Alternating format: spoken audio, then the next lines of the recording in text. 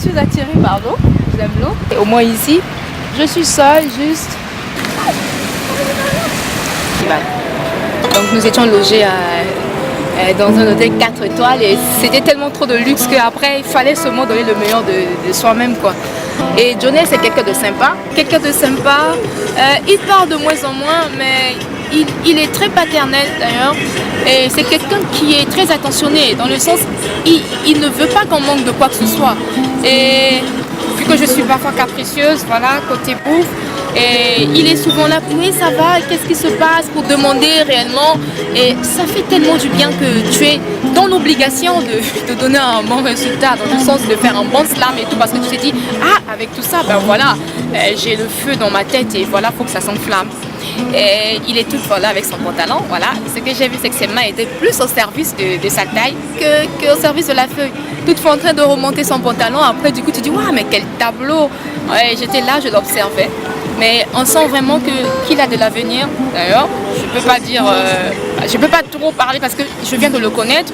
Mais le peu de temps que j'ai passé, je sens que c'est quelqu'un vraiment qui veut que les choses évoluent, quoi. Qui sait partager, qui sait offrir, qui sait ouvrir et qui sait aussi recevoir. Parce que même quand tu lui dis quelque chose, il est là, il t'écoute et il te laisse parler. Et ça n'arrive pas à tous les Africains d'ailleurs, mais lui il est capable.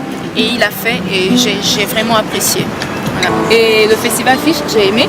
Mais il y a un sérieux problème de communication par contre qu'il faut revoir parce que c'est pas vraiment médiatisé quoi. C'est comme si c'est juste entre nous les artistes et voilà c'est notre secret à nous. C'est peut-être ça qu'il faut voir mais pour le reste c'était vraiment une très bonne chose. J'ai dû partager, j'ai dû voir, rencontrer, échanger avec le reste. Je suis partie là-bas pas en tant que humoriste, pas en tant que moi, mais je suis partie en tant que slameuse et en tant que Robinson Solo pour présenter ce que j'avais à faire ou ce que je fais depuis un moment d'ailleurs.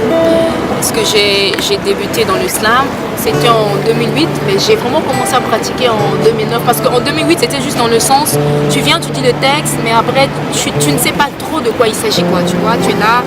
Tu dis un texte, après on dit c'est le slam, et puis tu déclames que le slam s'enflamme après.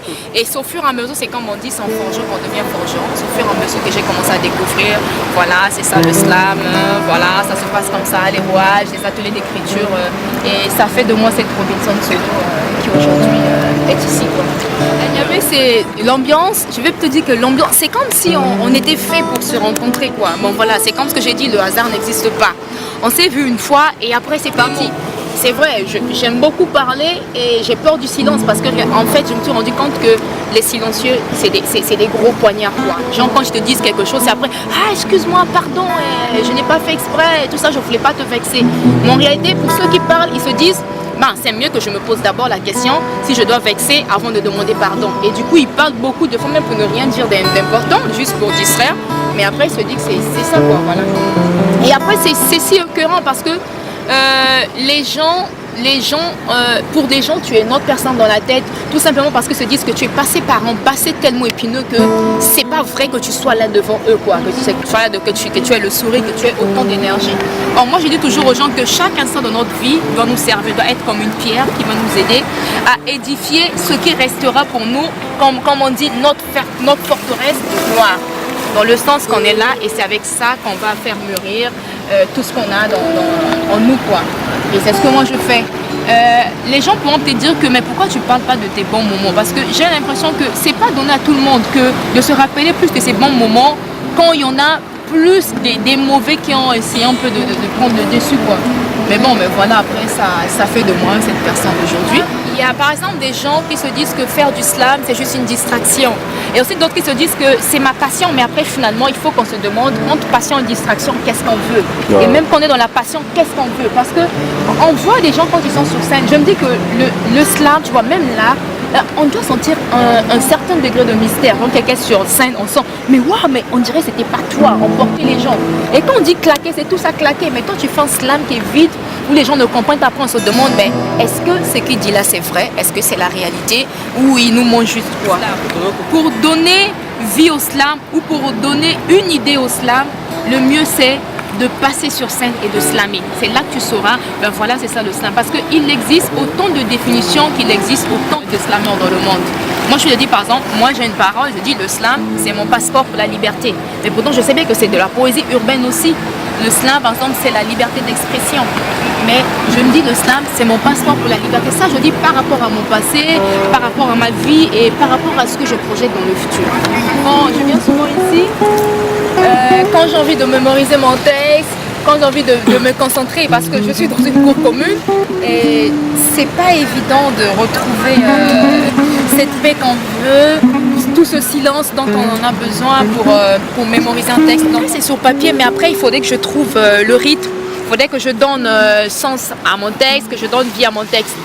Et je viens, ben voilà, et ça me fait tellement du bien. On dit, le slam c'est une bouche qui donne et des oreilles qui reçoivent. Donc à bout de rêve je suis. Quand l'espoir d'un lendemain meilleur s'évapore devant mes yeux, j'ai tant envie de crier, parler, dire et tant agir. Autant de promesses vaines, autant de lueurs malsaines, ivres de droit et de naisse, constipent la jeunesse. Voyant le temps passer, en comptant mes années, je ne peux pas me contenter des promesses et réalisations cagoulées. Des discours coupés, décalés de la réalité, mes oreilles ont cessé de sniffer. Jeunesse agonisée, momifiée par le poids des mots, dont vos préservatifs, vous nous avez abandonnés. Pendant que les USA souffrent de surnutrition, mon Afrique souffre de malnutrition. Martin Luther King a fait juste un. Nous enchaînons des cauchemars. Malgré bas, allure ya boye bas, kondi bas, lobito zela seront plus l'infini. Ah! Atako foyango. C'est bien. Loko lato koma podium nabino, kobo mataka ndenge bolingi. Et quand on ose se plaindre, ei yakipomba. Why